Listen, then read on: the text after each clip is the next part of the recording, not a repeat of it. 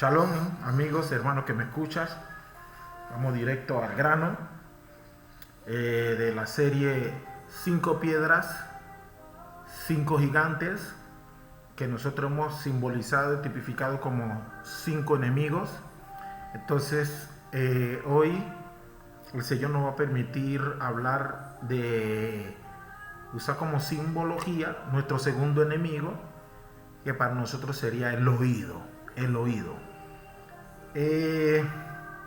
Fíjense, hay una historia de un niño, de hecho de dos niños que estaban jugando sobre la nieve en un lugar frío, obviamente, y resulta que se resquebrajó la superficie donde estaban patinando y uno de los niños cayó debajo de, ya cuando se resquebrajó el hielo, y su amigo corrió en su auxilio.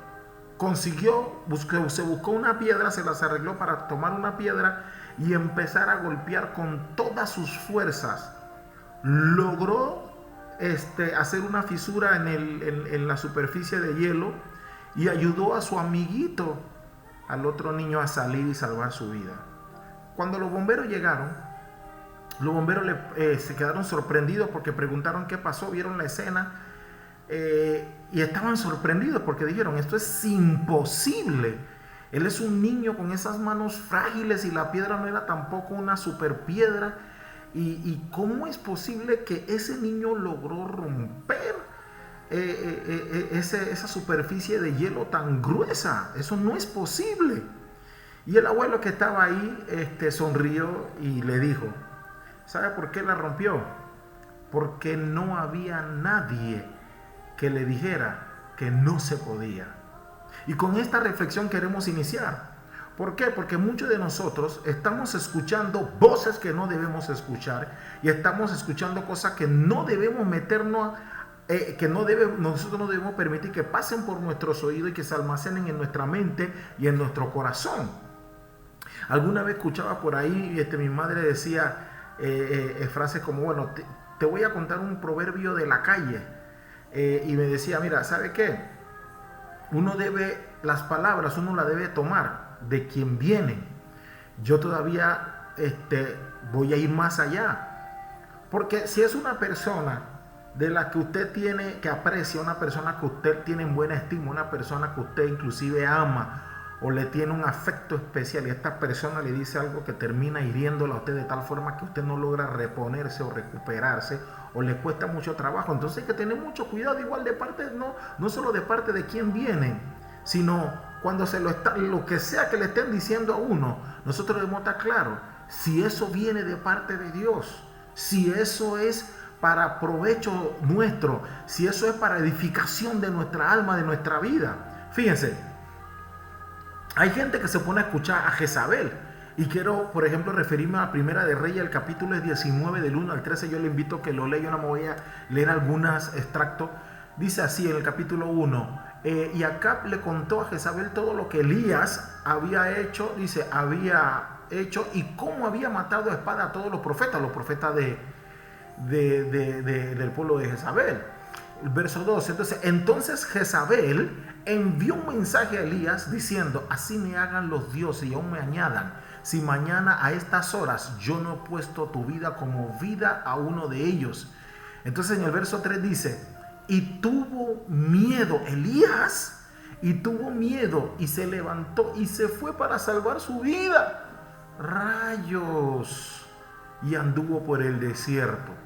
Me voy a saltar al verso 9, donde dice: he aquí entró a una cueva y pasó allí la noche, y he aquí vino a él palabra del Señor y le dijo: ¿qué haces ahí, Elías?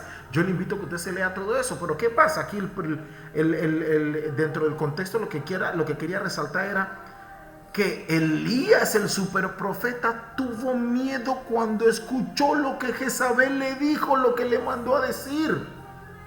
Recuerden también lo que pasó en el huerto del Edén con Adán y con Eva. Primero Eva se pone a escuchar a Satanás y luego entonces Adán escucha la voz de su mujer, y como consecuencia ahí mismo en Génesis capítulo 3 verso 17 dice: entonces dijo Adán: por cuanto le dijo a Adán, Jehová le dijo a Adán, por cuanto has escuchado la voz de tu mujer y has comido del árbol del cual yo te ordené diciendo, wow. Nosotros a las esposas la han mandado, son enviadas como ayuda idónea a nosotros los hombres. Pero eso no significa que nosotros debemos escuchar la voz de la esposa nuestra ni de nadie por encima de la voz de Dios. Entonces hay que tener mucho cuidado. Por ejemplo, miren lo que sucede con Nehemías. Alguna vez yo compartí con mis hermanos donde nos congregamos y le dije, ojo con Sanbalat. ¿Por qué? Nehemías capítulo 6 dice, Sanbalat y Gesem, enviaron a decirme, o sea, a Nehemías, ven y reunámonos en alguna de las aldeas en el campo de Ono, mas ellos habían pensado hacerme mal. Y les envié mensajeros diciendo, yo hago una gran obra y no puedo ir, porque cesaría la obra dejando yo, ¿para qué? ¿Cómo lo voy a dejar a la obra para ir con vosotros? Y en el verso 4, Nehemías capítulo 6 dice, y enviaron a mí con el mismo asunto hasta 4 veces y luego una 5ª vez. Pero fíjense lo que Nehemías dice ahí mismo, en el capítulo 6 y en el verso 12. Dice, y entendí que Dios no lo había enviado, sino que hablaba aquella profecía contra mí porque Tobías y Sanbalat lo habían sobornado. Entonces, atención, mire lo clarito que Nehemías estaba. Tenemos que hacer como Nehemías. ¿De parte de quién tú me estás diciendo lo que me dice? Lo que tú me dices viene de parte de Dios. ¿Por qué nosotros no tenemos que tragar las cosas porque nos hieren o porque nos ofenden? Nosotros tenemos que estar claro que cuando alguien nos dice algo, eso de parte de quién viene. Nehemías dijo, y entendí que Dios no los había mandado.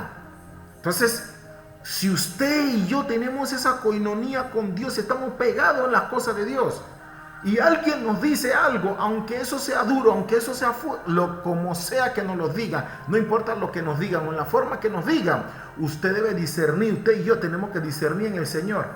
Esto viene de parte de Dios, esto me edifica, esto es para mi bien.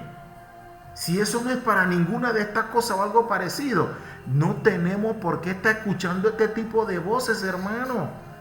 Mire, le voy a contar otra historia, mire. Cierto día había un niño, ¿ok? Tenía 8 años, ¿ok? Y llegó al colegio apresuradamente porque su maestro le había dado una nota para entregar a sus padres. Y su madre, que estaba ahí, el nombre de la mamá era Nancy Elliot, la leyó de manera atenta y el niño de 8 años estaba esperando expectante lo que la mamá tenía que decir con respecto a la carta que habían mandado los profesores a sus padres. Y le pregunta, mamá, ¿qué dice? Y con lágrimas en los ojos, la señora Nancy, la mamá del niño, le dice, en el contenido de la breve misiva decía lo siguiente, la mamá le dijo al niño. Su hijo está ahora ella leyéndole la nota de sus padres, de los profesores a su niño. Su hijo es un genio. Esta escuela es muy pequeña para él y no tenemos buenos maestros para enseñarles. Por favor, enséñele usted en casa. La mamá de este niño, Nancy, abrazó al niño y le dijo que no se preocupara, que a partir de ese momento ella se encargaría personalmente de él. Este niño de quien le estoy hablando, muchos años después, cuando su mamá había fallecido, encontró la nota de su mamá, la nota de que su mamá le leyó, que le había mandado a los profesores. Y fíjense lo que encontró en la nota. La nota decía lo siguiente: su hijo está mentalmente enfermo y no podemos permitirle que venga más a la escuela. El niño ya grande, porque ya no era un niño, ya era grande, ya su mamá había fallecido, lloró amargamente tras conocer la verdadera historia detrás de esta carta, porque su mamá no le leyó la carta tal cual. ¿Usted sabe de qué niño me refiero? Esta señora Nancy era la mamá nada más y nada menos que de Thomas Alva Edison. Después que Edison lloró amargamente a conocer la verdadera historia, cuando se repuso, escribió en su diario, Thomas Alva Edison, dice, Edison fue un niño mentalmente enfermo, pero gracias a una madre heroica se convirtió en el genio del siglo. Su mamá decidió no escuchar lo que escribieron. Su mamá decidió no escuchar esas palabras que cualquier otro se hubiera deprimido. ¿Cuántos de ustedes reciben noticias de parte de cualquiera diciéndole a usted que no se puede, diciéndole a usted no lo vas a lograr, diciéndole a usted no eres capaz? Y a veces nosotros nos prestamos como instrumento para Satanás y el diablo, y nuestro orgullo y nuestra rabia y nuestro resentimiento para herir a otro con lo que decimos. Hay que tener cuidado con la boca. Eso fue el primer enemigo, y ahora el oído. Porque cuando usted suelta algo veneno de su corazón, cuando usted suelta basura de su corazón, cuando usted sienta el resentimiento de su corazón, cuando usted suelta este montón de cosas que no edifican a nadie, usted le está haciendo daño a los demás, y dicho sea de paso, también a usted. Nosotros debemos tener cuidado con lo que escuchamos, porque si no viene de parte de Dios, si no te edifica, no te hace crecer, no te alienta para ser mejor persona, no te redarguye para que te arrepientas de parte del Espíritu Santo para continuar adelante, para que tu vida crezca, usted no tiene por qué escuchar ese montón de basura. ¿Qué dice Romanos capítulo 8? Vamos a leer el capítulo 8 del verso 28 al 39. Dice así: y sabemos que los que aman a Dios, todas las cosas le ayudan a bien. Esto es a quién, a los que conforme a su propósito son llamados. Porque a los que entonces dice, a los que antes conoció, también los predestinó para que fuesen hechos conforme a la imagen de su Hijo, para que Él sea el primogénito entre muchos hermanos. Y a los que predestinó, a estos también llamó. Y a los que llamó, a estos también justificó. Y a los que justificó, a estos también glorificó. ¡Wow! Eso es lo que Dios hace en la vida nuestra. Dice, ¿qué pues diremos a esto?